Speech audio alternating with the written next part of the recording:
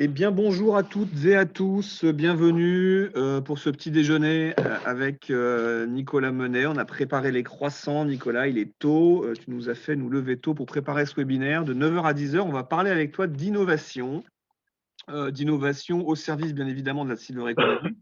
Je rappelle que ce jour également, de 13h30 à 16h30, avec Silver Valley, il y a des speed expertise qui sont organisées, hein.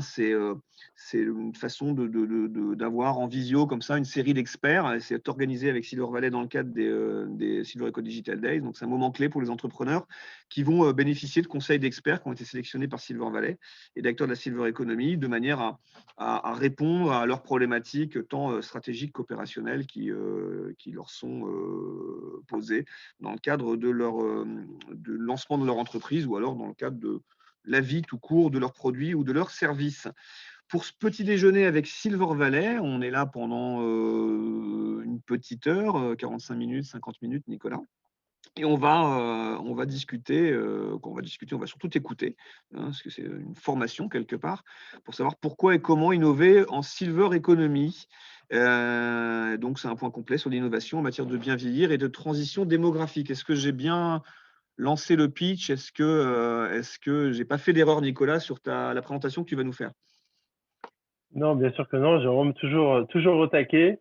Bonjour à toutes et à tous. Merci beaucoup de me laisser l'opportunité de parler de ce nouveau dispositif chez Silver Valley, qui est en fait un cycle de 4 modules de formation à l'innovation. Le premier module est accessible à tout le monde et il va bientôt être aussi mis sur les réseaux sociaux et sur YouTube. Et les 3 autres modules plus spécifiques seront dédiés aux adhérents Silver Valley. Merci beaucoup en tout cas de nous Et avoir permis ça. comment on fait pour adhérer? On envoie un chèque à Ivry-sur-Seine dans vos bureaux? Non, pour adhérer, c'est très simple. Il suffit d'aller sur le site de silvervalley.fr et nous rejoindre. Et puis, voilà, il faut suivre la procédure. Donc, c'est très simple. On remplit un questionnaire très court. Ensuite, l'adhésion est suivie. Il y a une personne chez nous qui s'occupe uniquement des adhérents de la communauté qui s'appelle Maeve Soulas. On peut aussi lui envoyer un mail directement. Donc maeve.soulas, S-O-U-L-A-S, @silvervalley.fr. Et puis voilà, et puis après c'est parti pour 3 années de folie chez Silver Valley pour développer son projet. Donc aujourd'hui, on accompagne plus de 4000 innovateurs de la Silver Economy. Ces innovateurs sont bien sûr majoritairement des startups, mais il y a aussi des PME, des TPE, des grands groupes, des associations, des fédérations. Et notre objectif, c'est vraiment que les innovations de la Silver Economy soient solides, viables, utiles, faisables, désirables par les usagers. Et justement, je vais expliquer un petit peu dans cette formation quels sont les grands principes dans la Silver Economy quand on innove à respecter pour justement réussir son projet. Eh ben, je te propose, merci de ces propos introductifs. Je te propose de commencer tout de suite. Moi, ça va être dur, mais je vais essayer. Je vais couper mon micro, me taire et couper ma caméra. Je vais te laisser partager ton écran et puis voilà qui est fait. Et on t'écoute pour cette présentation. Et si besoin, tu nous fais signe. On n'est pas loin. Surtout, n'hésite pas à m'interrompre. Et puis, comme effectivement, on enchaîne tous les deux sur un autre webinaire juste après, je pense terminer d'ici 45 minutes à peu près. Ok, c'est Alors, parti. juste Jérôme, question, pas de possibilité d'interaction avec le public? Alors, Ou est-ce que on nous suit sur YouTube, sur Facebook, sur Periscope. Donc, les interactions ne se font pas directement là sur le lien sur lequel on est connecté Zoom. Mais si on a des questions qui tombent, notamment à travers notre site internet, puisqu'il y a un formulaire spécifique dédié sur la page du direct sur le site des Silver Eco Digital Days, on te les soumet en live. Et de toute façon, s'il y en a d'autres qui arrivent après, on te les transférera ou on les transférera à Silver Valley. OK, OK? n'hésite pas à m'interrompre. Merci beaucoup. À tout à l'heure. Allez, on te laisse et on t'écoute avec attention, pour une grosse demi-heure. Merci. Alors, rebonjour à tous. En tout cas, merci d'être là à écouter cette formation d'innovation. Donc, j'espère que parmi vous, il y a bien sûr des innovateurs. Quel que soit d'ailleurs le niveau du projet, ça peut concerner vraiment un projet sur un bout de papier et ça peut concerner des projets beaucoup plus avancés. Donc, Silver Valley, qu'est-ce que c'est pour ceux qui ne nous connaissent pas? C'est le plus gros écosystème aujourd'hui en Europe qui est dédié à l'innovation pour la longévité. Donc, on accompagne plus de 300 projets d'innovation, donc avec beaucoup de services différents. Donc, ça va de l'accompagnement personnalisé, bien sûr, jusqu'à la possibilité de tester très régulièrement les innovations, les idées autour de l'innovation auprès d'une communauté de personnes âgées entre 60 et 90 ans, qui permettent vraiment, dès le début de l'idée d'innovation, d'avoir des retours sur des usagers potentiels, mais aussi des professionnels, bien sûr. On a la possibilité de vous intégrer dans des appels à projets qui vous permettent d'avoir soit des subventions, soit des prêts, ce genre de choses, de participer à nos concours d'innovation, bien sûr. Et puis, comme c'est un écosystème avec 4000 personnes physiques, évidemment, notre travail, c'est de mettre tout ça en synergie, en relation, pour que les gens se rencontrent, puissent travailler ensemble, etc., etc. Donc, en gros, notre métier, c'est permettre de vous rencontrer, permettre d'amener des projets d'innovation à leur réussite. Et aussi, grâce à cette communauté de seniors bénévoles, on a une véritable vigie prospective, en fait, sur qui sont les seniors de demain, qu'est-ce qu'ils attendent, qu'est-ce qu'ils veulent, où est-ce qu'ils en sont par rapport à leur longévité, quels sont les projets qu'il faut pousser, au contraire, les autres qu'il faut un peu transformer pour répondre aux attentes. Ils sont vraiment des collaborateurs quotidiens de Silver Valley, puisque ils nous racontent leur vie, leurs difficultés, leurs besoins, leurs attentes, et surtout, ils testent énormément de projets par an dans les jeudis des concepts. Donc, comme je le disais au départ, pour rejoindre Silver Valley, il suffit d'aller sur le site silvervalley.fr, l'onglet Nous rejoindre, et puis un petit formulaire à remplir, et on reviendra vers vous très très vite. Vous avez aussi des réunions de onboarding ou des réunions portes ouvertes qui vous expliquent un petit peu ce que c'est. Donc, regardez un petit peu les actualités et suivez-nous sur les réseaux sociaux. Alors, ce dispositif innovation qu'on a créé, il y a 3 modules, comme je disais tout à l'heure. Donc là, le premier module, c'est celui que je vais présenter rapidement pour avoir un petit peu un panorama de l'innovation. Le deuxième module, il est vraiment réservé à des intrapreneurs, donc qui sont soit dans des grands groupes, des PME, des TPE innovantes qui sont pas forcément à 100% sur la Silver Eco, mais qui ont besoin vraiment de s'y mettre. Le troisième module, il est vraiment fait pour des start-upers qui ont besoin notamment de se faire accompagner spécifiquement. Et ensuite, l'évaluation du projet d'innovation. Voilà un petit peu la structure. En tout cas, là, on est sur le niveau 1 sur qu'est-ce que l'innovation. Donc, tout simplement, revenons au basique. On parle souvent d'innovation. Tout le monde parle d'innovation parce que l'innovation, ça fait rêver un peu tout le monde, parce que dans l'innovation, il y a beaucoup de numérique, parce que dans les innovations, il y a le futur. Mais en réalité, c'est beaucoup plus concret que ça, l'innovation, puisque l'objectif de l'innovation, c'est tout simplement de répondre, de résoudre des besoins, des difficultés qu'on peut aussi appeler des pain points. Donc, par exemple, pour les personnes âgées, pouvoir habiter son domicile de façon sereine, ça nécessite de comprendre un petit peu toutes les difficultés qu'on va avoir. Ça peut être chuter, pas voir suffisamment clair, de pas pouvoir prendre quelque chose dans un placard, être sur des sols glissants, de pas se sentir en sécurité. Donc, tout ça, c'est une série de pain points. Et à chaque pain point correspond une solution. Alors, la solution, c'est pas forcément la solution d'innovation, mais en tout cas, l'objectif, c'est d'éliminer les insatisfactions d'une situation existante ou améliorer la performance d'une solution qui est déjà existante. Donc, l'objectif, c'est vraiment d'abord d'observer les usages, de comprendre quels sont les besoins avant d'arriver avec une technologie et à chercher à la déployer, à la développer.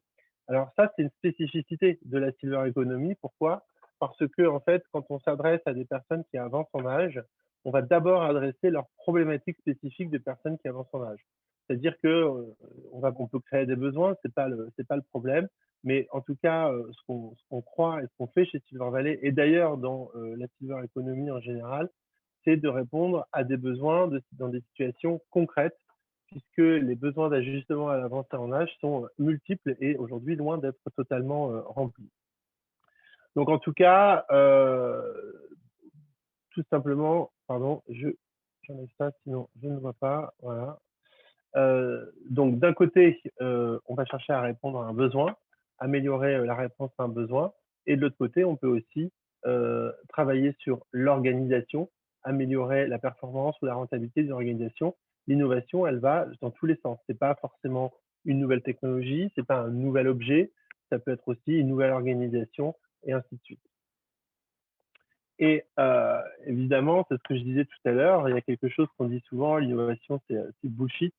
Bah, c'est pas vraiment ça, puisque l'innovation, c'est pas du solutionnisme technologique. Qu'est-ce que ça veut dire? C'est pas, on parlait il y a une vingtaine d'années de gérontotechnologie, de gérontechnologie. On a pensé en fait un peu finalement dans une sorte de oui de délire technologique que la technologie numérique par exemple allait résoudre tous les problèmes du grand âge avec soit voilà des robots, des capteurs, toutes sortes de choses. Alors en réalité, on voit bien aujourd'hui avec 20 ans de recul que si la technologie est très importante dans l'innovation, c'est d'abord la réponse aux, aux usages, la réponse aux besoins qui sont entraînés par les usages, qui est très important. Donc là, il y a un petit exemple un peu clin d'œil. Donc c'est pas associer un grille-pain et la 5G pour créer un grille-pain connecté, parce que ça c'est du solutionnisme technologique. On pense que c'est utile, mais en réalité ça répond évidemment à aucun usage. Et on a beaucoup de projets purement technologiques qu'on voit passer chez Silver Valley, soit que nous on retoque, ou en tout cas quand on a en face de nous des entrepreneurs un peu résilients et qui ont envie de réussir, on les emmène à vraiment aller consulter les usagers finaux et ils se rendent compte, par exemple, quand ils ont créé des systèmes de capteurs multiples dans un habitat, que c'est pas ça la solution. La solution, c'est comprendre exactement ce qu'on appelle un insight, donc la vision de l'usager, comprendre l'insight de l'usager et répondre exactement à son besoin. Ça ne veut pas dire qu'on va mettre la technologie de côté, mais évidemment, cette technologie doit être totalement transparente. Elle doit être au service du besoin de la personne et non pas l'inverse. Alors, peut-être que je vous dis, ça vous paraît un peu ringard, mais en réalité bah, ça existe encore. Il y a des projets qui sont des projets purement technologiques qui n'ont aucun sens.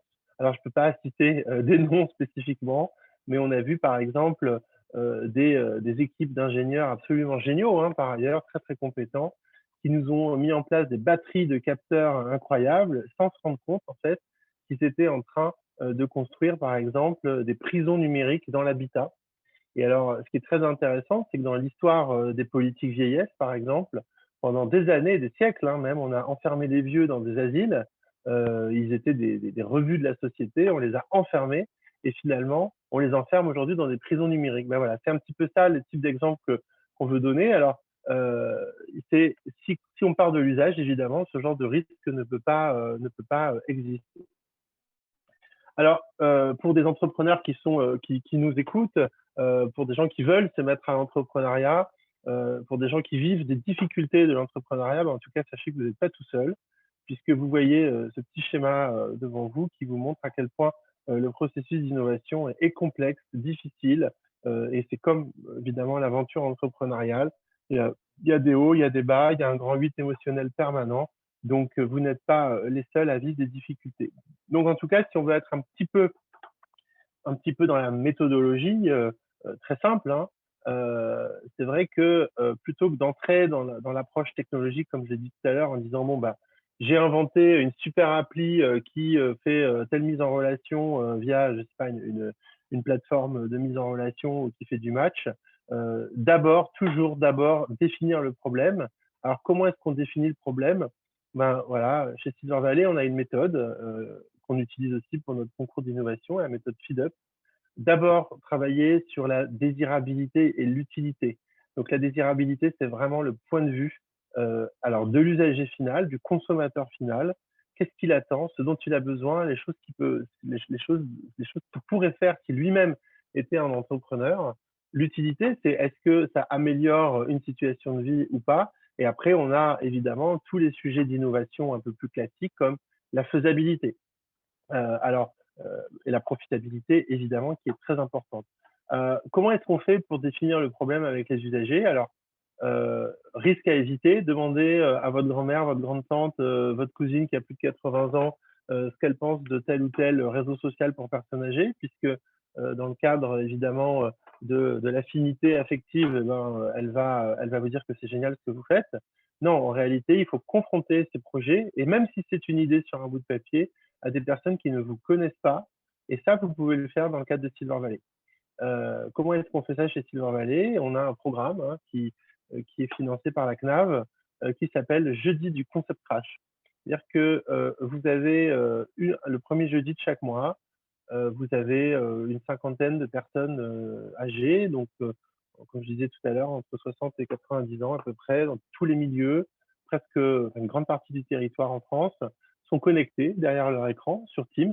On les a formés à Teams et vous allez pouvoir pitcher votre projet pendant 3-4 minutes, discuter avec eux, ils vous feront des retours constructifs, des améliorations. Alors des fois, évidemment, on se prend des claques dans les concepts crash, mais parfois aussi, ça vous conforte dans des décisions.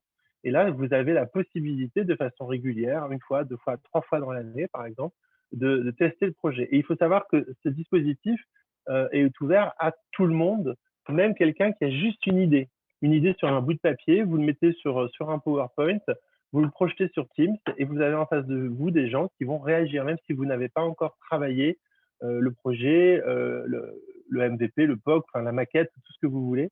N'hésitez surtout pas à faire ça. C'est très important, dès le début du projet, de venir confronter à des usagers. Et ces usagers chez Silver Valley sont tellement pluriels qu'on a quand même une bonne représentativité. Et ça vous permettra de concevoir aussi des solutions, de les améliorer, de pivoter aussi. Et ensuite, vous allez commencer la partie de développement. Donc, par exemple, ce qu'on appelle le POC, Proof of Concept. Donc, c'est un petit morceau du projet qui fonctionne pas, petite maquette qui n'est pas tout à fait finie. Puis, vous pouvez itérer régulièrement. Là, vous voyez la flèche d'itération qui revient constamment. Donc, ça, c'est une méthode qu'on appelle test and learn ou A/B testing qui vous permet de constamment recentrer sur l'usager. Alors, pourquoi l'usager a autant de place dans l'innovation Silver Economy? Parce que c'est une cible extrêmement complexe. C'est pas monsieur, madame, tout le monde. C'est pas une cible homogène, surtout pas. Donc ça, je pense que vous le savez maintenant parce que ça commence à se savoir. Et surtout, c'est pas le même marché. On s'adresse pas forcément au même marché. Par ailleurs, l'innovation, elle peut être liée à une solution, mais souvent on se dit oui, c'est de la technologie, c'est un produit ou un service, mais ça peut être aussi un processus qui peut permettre d'innover, de réussir une structure ou un modèle d'affaires différent. Avant de revenir aux différents circuits de distribution, aux différents types de silver economy et aux cibles, je termine cette partie-là sur les niveaux d'innovation. L'innovation, c'est pas forcément disrupter, révolutionner le monde. Alors, je sais qu'il y a beaucoup de vidéos inspirantes de TEDx, d'entrepreneurs incroyables qui ont disrupté, qui ont inventé le nouveau Uber 2, le nouveau Facebook 2. Sachez que ce qu'on appelle aujourd'hui les GAFA ou les licornes internationales, elles ont émergé dans un contexte numérique très particulier et il va y en avoir de moins en moins de ces GAFA ou de ces licornes.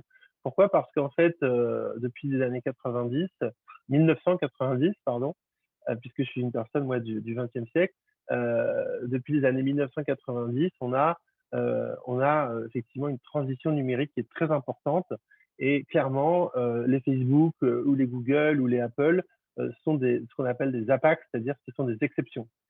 Clairement aujourd'hui, très peu d'entreprises vont pouvoir atteindre ce type de niveau-là, puisque la technologie est devenue presque gratuite, accessible à toutes et à tous. Et d'ailleurs, voilà, c'est l'objectif, c'est de démocratiser le code, par exemple. Donc, il faut savoir qu'on ne peut pas disrupter chaque marché. Parfois, c'est une micro-innovation qui va faire que le truc est absolument génial, que ça devient absolument évident, alors qu'en fait, quand on le regarde comme ça, on ne peut pas forcément déposer un brevet derrière, ça ne disrupte pas tout un usage. Donc, vous avez plusieurs types d'innovation, ça c'est important de l'avoir en tête, et c'est une des premières questions qu'on peut se poser. Quand je crée une innovation, qu'est-ce que je vais faire? Est-ce que je vais juste apporter une évolution des usages, comme le fait Blablacar, c'est-à-dire que tout le monde, on a fait en sorte que tout le monde ait une voiture, Blablacar a travaillé sur la fonctionnalité du déplacement et non pas sur la possession de la voiture. Donc évidemment, il y a une forme de disruption, mais la réalité, c'est qu'on fait juste évoluer l'usage. Ensuite, on a l'incrémental. L'incrémental, c'est améliorer l'existant. Donc bon, bah là, je pense que ça vous fait sourire de voir de Windows 2 à Windows 10. Tous les ans ou tous les 2 ans, on a des nouveaux Windows. N'empêche, c'est des nouvelles innovations à chaque fois.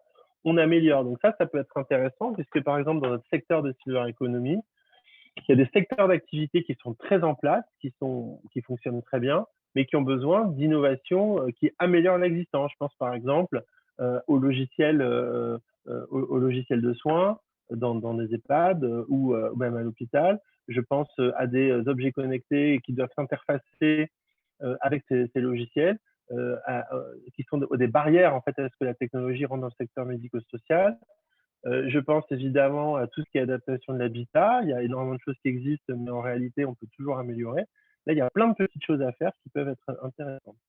Ensuite, il y a la création d'un nouveau marché, donc ce qu'on appelle l'innovation radicale. Donc, alors ça, c'est vieux maintenant, hein, Nespresso, mais bon, tout le monde connaît. Mais il faut savoir que quand c'est sorti, bah, le fait d'avoir la capsule individuelle et la machine qui va avec et tout l'univers en fait de la marque, bah, ça a créé un nouveau marché. Alors là, vous avez justement, on a choisi cette marque, la Nestlé, parce que c'est évidemment une multinationale qui a une approche radicale et qui a beaucoup de moyens pour le faire. Mais sachez que si vous êtes un petit start-upper et que vous vous lancez dans la création d'un nouveau marché avec une innovation radicale, bah, vous n'êtes pas au bout de vos peines parce que vous n'aurez jamais les moyens de grandes entreprises ou de multinationales pour le faire. Alors, je pense à certains secteurs qui sont très innovants et on veut les soutenir. Par exemple, la cohabitation intergénérationnelle, clairement, si vous vous lancez dans ce sujet-là, il y a énormément d'argent à dépenser parce qu'il faut évangéliser toute une cible qui n'a pas l'habitude. Alors, dans ces cas-là, il faut trouver des partenariats où il faut avoir des fonds très importants. Il faut travailler, en plus de l'innovation, il faut travailler la logique de lobbying, etc., etc. Et ensuite, vous avez l'innovation technologique majeure, donc l'innovation stratégique. Bah là, clairement, c'est quelque chose qui fait rêver un peu tout le monde, et notamment avec le numérique, il y a beaucoup de choses qui sont arrivées, sauf qu'aujourd'hui, cette fenêtre-là d'innovation est très compliquée à aborder, et on trouve souvent des innovations stratégiques dans le secteur de la recherche fondamentale ou de la recherche appliquée, plus que dans le secteur des entrepreneurs. Voilà, ça c'est important de se poser cette première question de quel type d'innovation, dans quel finalement univers d'innovation je me trouve. Et ça, à chaque fois, ça va impliquer soit une stratégie B2B, soit une stratégie B2C, ça va impliquer des fonds spécifiques, ça va impliquer de réfléchir en même temps que l'innovation au circuit de distribution, à la cible, etc., etc. Donc, ça, c'est important.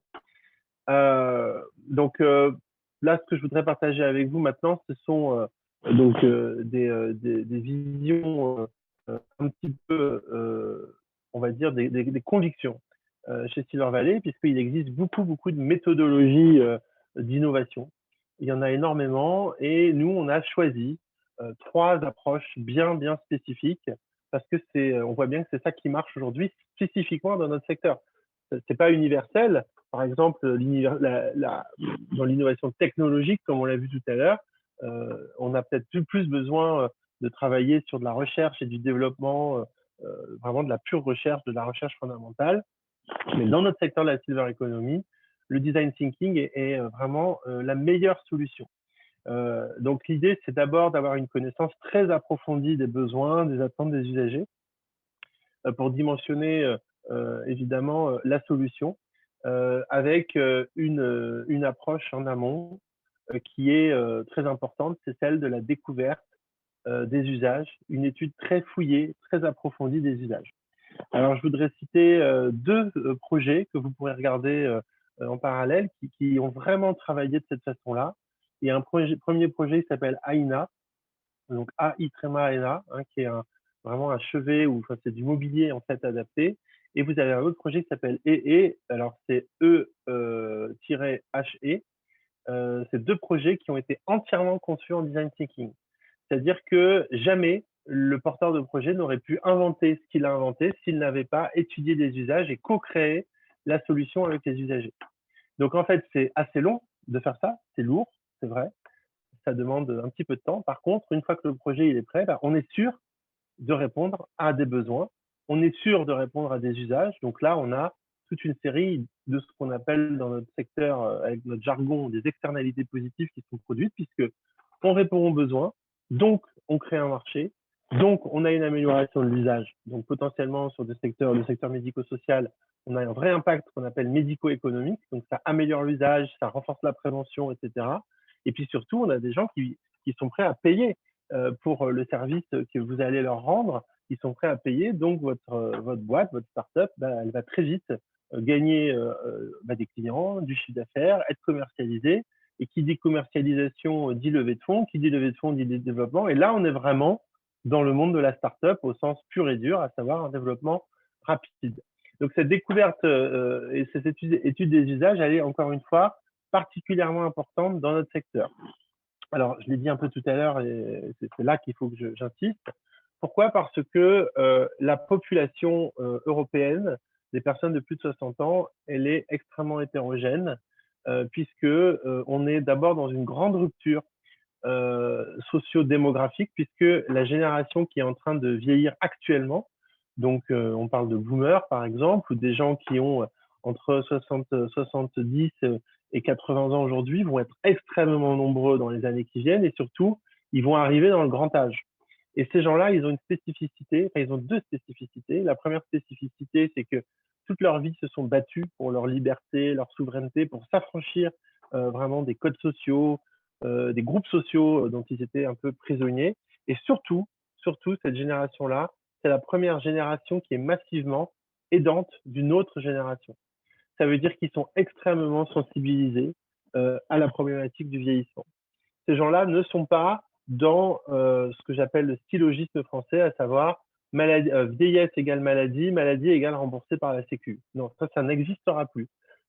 C'est la longévité peut entraîner de la maladie qui est certes remboursée par la Sécu, mais la longévité, c'est aussi un mode de vie, c'est aussi un investissement personnel. Et donc, si je peux payer pour ma longévité, donc je peux acheter des services associés. Mais pour ça, il faut que ces services répondent exactement à des usages, à des besoins, à des attentes. Donc, vraiment, la co-conception, elle est fondamentale.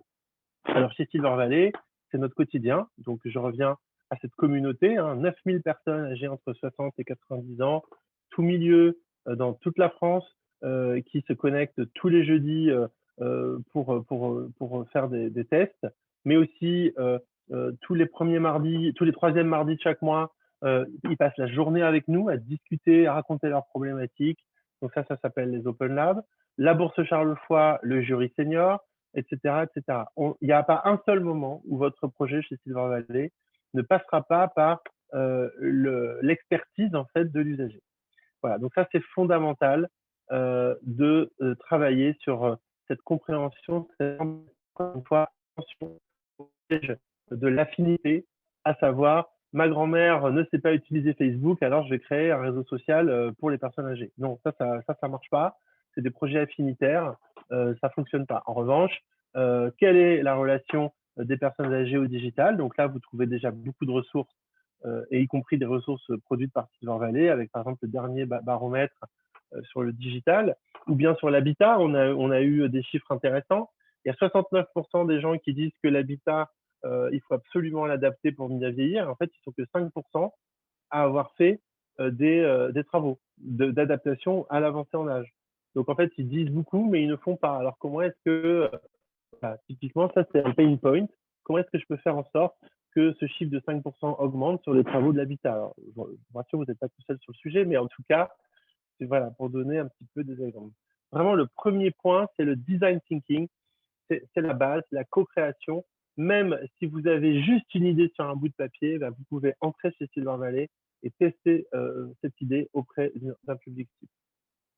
Ensuite, la deuxième conviction et l'approche méthodologique que chez Silver Valley on utilise et qui est vraiment notre fer de lance en termes de modèle d'innovation, c'est la frugalité, l'innovation frugale. Alors pourquoi est-ce que c'est l'innovation frugale? Ça c'est un petit peu le côté pessimiste finalement des gens entre 30 et 40 ans qu'il y a dans l'équipe Silver Valley. Le côté de toute façon il va y avoir de moins en moins d'argent public, les gens sont de plus en plus pauvres, c'est très compliqué, etc. Le côté un petit peu on a vécu avec la crise et on continue de vivre avec la crise, mais justement c'est aussi l'idée que cette crise constitue autant d'opportunités et notamment de débrouille, de démerde, de bricolage. Et ça, c'est super valorisant. Chez nous, chez Silver Valley, quand on parle de bricolage, c'est le comble de la valorisation en innovation. Alors, qu'est-ce que c'est la frugalité? Bah, c'est l'idée d'avoir le moins finalement de dépenses possibles à faire, être efficace, très très efficace, toujours chercher l'opportunité, la flexibilité, la résilience, la simplicité, la circularité dans les principes de l'économie circulaire, toujours utiliser les bouts de ficelle qu'on a autour de soi. Ça, c'est de la véritable innovation. C'est vraiment la frugalité vraiment dans toute sa splendeur. Alors, pourquoi est-ce que ça c'est important, cette frugalité? Bah parce que aujourd'hui, si vous êtes une start-up, vous allez être financé à droite à gauche. En France, on a quand même un petit souci, c'est que les fonds d'investissement, ils arrivent assez tard dans le développement des startups, donc vous ne pouvez pas commencer un projet avec une levée de fonds de 3 millions ou 5 millions ou 10 millions d'euros. Il va falloir attendre quelques années, avoir fait beaucoup de preuves pour pouvoir se lever ce genre de fonds. Donc de toute façon, vous n'aurez pas de fonds au départ. Il va falloir se débrouiller. Je peux citer un exemple. Voilà, c'est par exemple un collectif de chirurgiens dentistes qui ont bricolé vraiment une solution de téléprévention dentaire pour les personnes âgées dépendantes en utilisant tout simplement un outil qui existait déjà sur le marché, qui est un scanner en fait à distance, qui demande très peu de formation pour l'utiliser. Et donc, ils ont juste bricolé une solution existante qui est retransmise en 3D sur un écran, par exemple, et on a des étudiants chirurgiens dentistes qui sont capables de poser un diagnostic à distance. C'est-à-dire qu'on a, par exemple, un infirmier dans un EHPAD qui va utiliser le scanner, il va transmettre les données au collectif d'étudiants chirurgiens dentistes et on va pouvoir faire de la prévention à distance. Donc ça, c'est absolument génial puisque ça coûte pas très cher, puisque il faut avoir ce scanner et puis on a des étudiants qui font les diagnostics. Donc là, on est dans un bricolage qui est très utile puisque ça permet de faire de la téléprévention. Donc on enlève les coûts et on continue à pouvoir analyser la dentition des personnes très âgées. Donc, vraiment, voilà, c'est le modèle Jugad est absolument important aussi chez Silver Valley. Et ensuite, troisième pilier, c'est donc le Lean Startup, j'en ai un peu parlé tout à l'heure. C'est vraiment ce qu'on a conçu chez Silver Valley pour les porteurs de projets. C'est ce que j'ai dit. Vous arrivez avec une idée sur un bout de papier.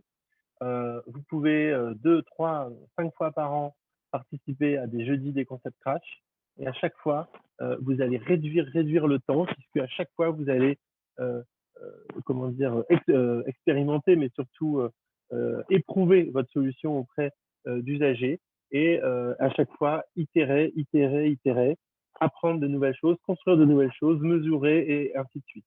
Donc là, c'est vraiment la base de la startup puisque ça permet de réduire le temps de mise en pratique.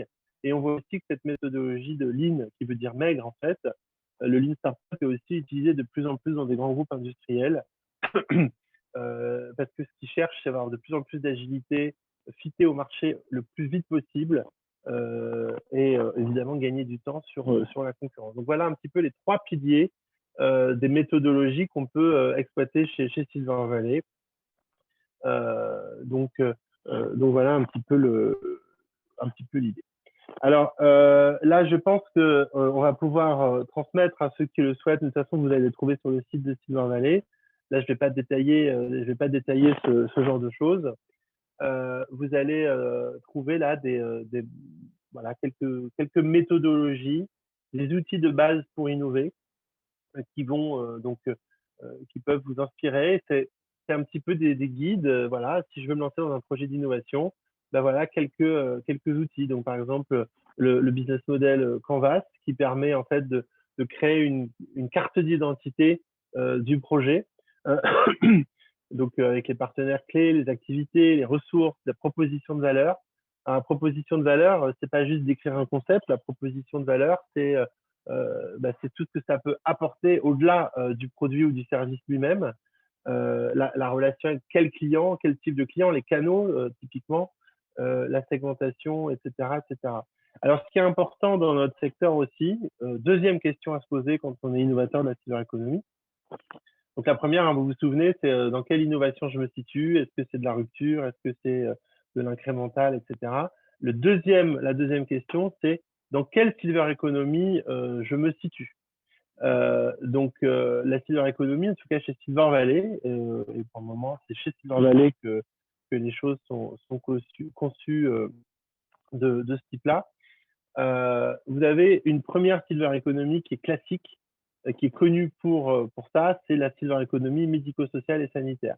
C'est toute la silver economy qui va s'intéresser au sujet de dépendance, de perte d'autonomie, qui va s'intéresser à peu près à 2 millions de personnes qui sont dépendantes, très âgées aussi en général, ou aux personnes qui sont bénéficiaires de l'aide personnalisée à l'autonomie, qui sont 1,2 million aujourd'hui en France.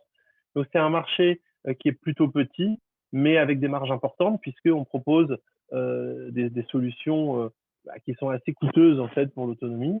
Donc ça, c'est le marché médico-social, sanitaire, qui s'adresse aux personnes les plus âgées. Mais la silver economy, c'est pas que ça. La silver economy aussi, c'est un deuxième marché qu'on appelle la silver economy d'intérêt général ou la silver economy de prévention, qui est en fait une silver economy qui va valoriser tous les produits et les services qui permettent de s'adapter au vieillissement. S'adapter au vieillissement, ça ne veut pas dire la dépendance. S'adapter au vieillissement, ça va être par exemple adapter son habitat, évidemment, adapter sa mobilité, tous les sujets d'adaptation pour rester au domicile dans le cadre d'un vieillissement actif. Voilà, rester au domicile, bouger, s'alimenter, avoir du lien social, vivre une vie tout à fait normale. C'est toutes les béquilles un peu de compensation dont on va avoir besoin pour pouvoir prolonger la vie qu'on souhaite, mais en prenant en compte les spécificités du vieillissement, qu'elles soient physiques ou cognitives ou sociales. Donc là, on va trouver donc les sujets d'adaptation de l'habitat, on va trouver l'activité physique adaptée, on va trouver comment dire toutes les activités d'investissement social, sociétal qu'on peut avoir. Donc on est vraiment dans une tranche d'âge un peu plus jeune, bien sûr, et avec une population d'à peu près 7 à 10 millions de personnes françaises, hein, je ne parle pas au niveau européen. Voilà. Et ensuite, on a une autre silver economy qui est vraiment nouvelle, celle-là, qui est la silver economy d'ajustement à l'avancée en âge. On n'est pas dans la prévention complètement, on n'est pas non plus dans la perte d'autonomie, on est dans les biens de consommation courants qui vont permettre de s'ajuster à l'avancée en âge.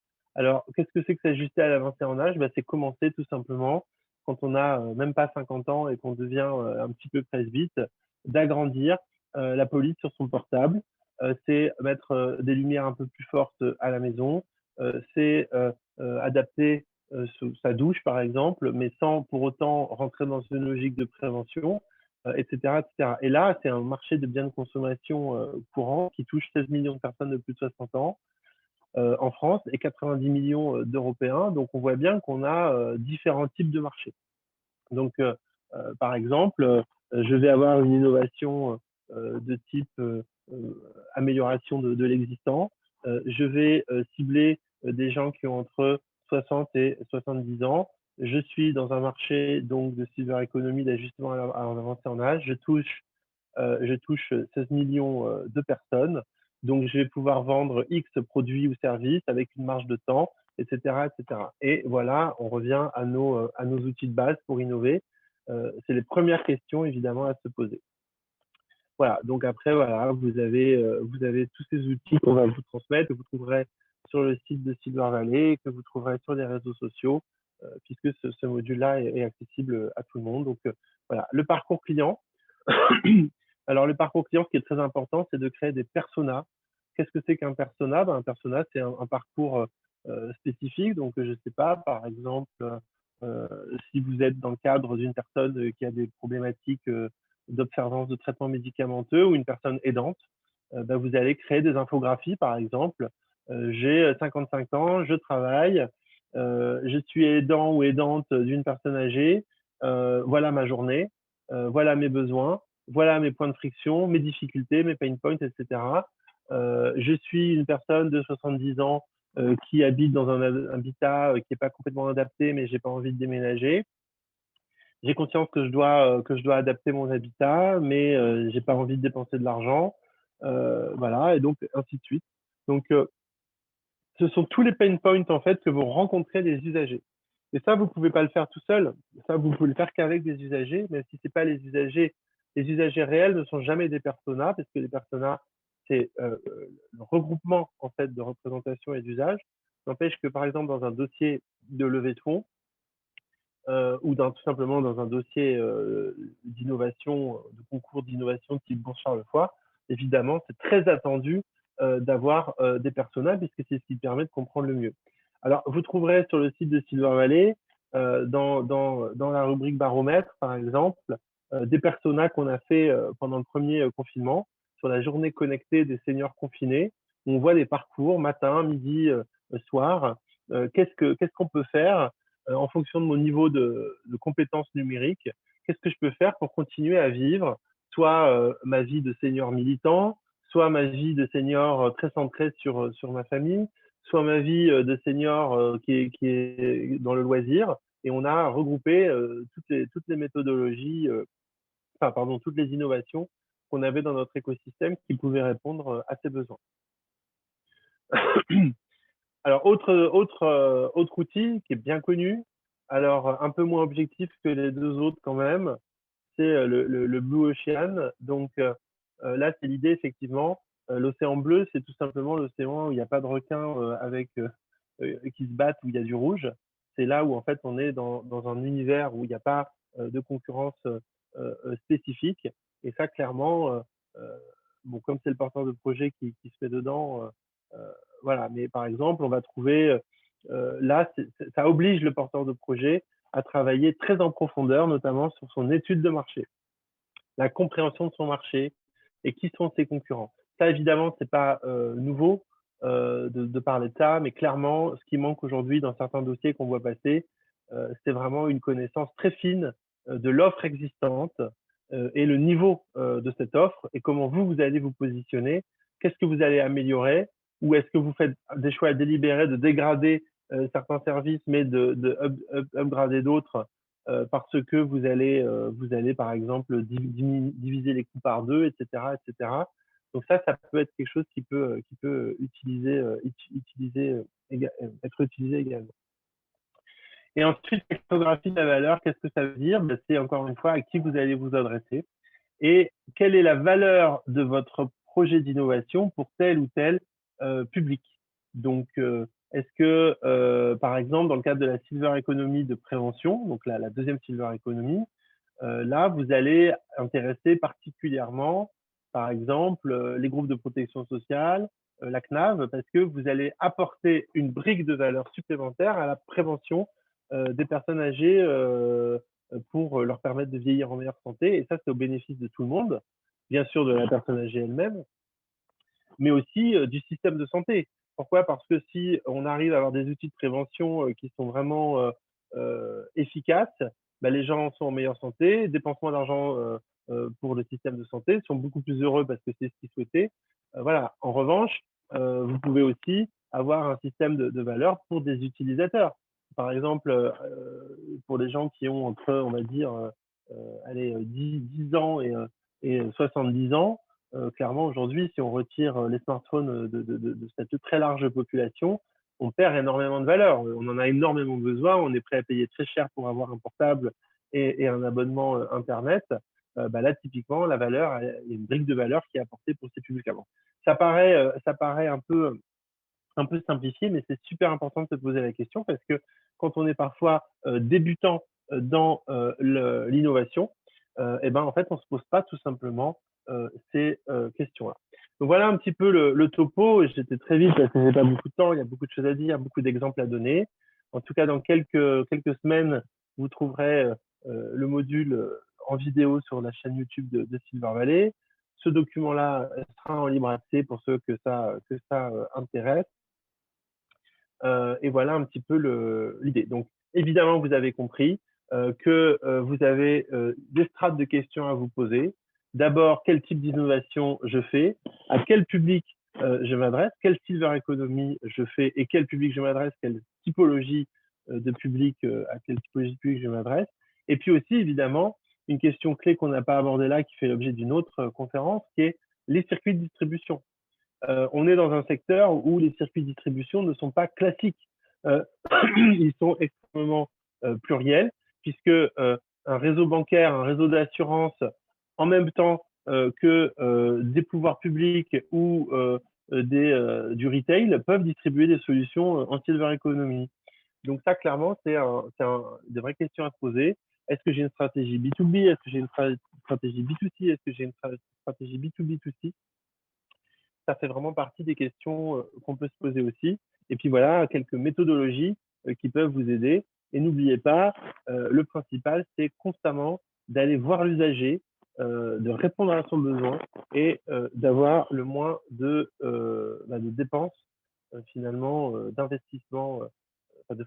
Il faut vraiment valoriser, évidemment, la frugalité. Voilà. Alors là, je ne vais pas rentrer dans ce détail. Il faut savoir que sur tous les sujets d'innovation, chez Silver Valley, on est partenaire de l'école centrale Supélec, donc le laboratoire d'innovation industrielle de Centrale Supélec qui nous accompagne dans la création de nos méthodes, dans le travail qu'on peut faire auprès des porteurs de projets. Donc voilà, on a quand même une petite expertise sur le sujet sur laquelle voilà, vous pouvez compter en rejoignant Silver Valley. Dès que vous le souhaitez, on est à votre disposition. Donc, le site Silver Valley, bien sûr, et puis notre collègue maeve.soulas@silvervalley, donc amaeve.soulas@silvervalley.fr, qui est vraiment la personne qui vous accueillera dans notre écosystème et vous fera profiter de toutes nos possibilités. Dernier point que j'ai pas pu mettre là dans le chat, vous trouverez aussi sur la page d'accueil du site Silver Valley la méthodologie Scale Up Lab qui vous permet en fait de bénéficier d'un autodiagnostic gratuit sur le site Silver Valley qui vous permet de tester un petit peu vos connaissances et de reprendre un petit peu les questions qu'on a fait. Donc là, vous trouverez ça sur les derniers tweets qui ont été faits ou tout simplement sur le site Silver Valley. Et donc, la méthodologie d'innovation vous permet de poser les questions clés et aussi d'avoir accès à ces outils-là que je vous ai présentés très rapidement, dont je vous ai présenté très rapidement l'intérêt pour vos projets d'innovation. Voilà, merci de votre attention à tous. J'espère que je suis dans les temps. Je crois que oui. Et en tout cas, on est à votre disposition. Merci. Merci Nicolas, très intéressant comme toujours. On a eu quelques questions, notamment, peut-être comment je pourrais résumer toutes ces questions? Par rapport au fait, en fait, on a bien saisi qu'il y avait une démarche d'innovation, qui était, liée à la création d'un from scratch, d'un produit, d'un service, dans une logique de start-up.